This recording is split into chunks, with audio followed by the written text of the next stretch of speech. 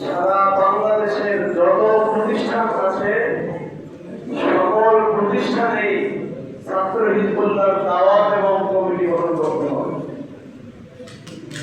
আপনারা কি আমার বক্তব্যটা শুনেছেন?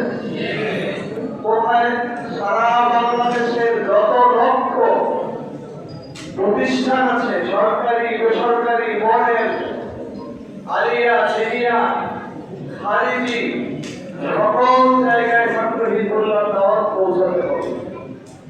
আমি একা একা চিন্তা করতেছি যে লক্ষ লক্ষ প্রতিষ্ঠানের এই কাজটি করা আমার জন্য সম্ভব কি।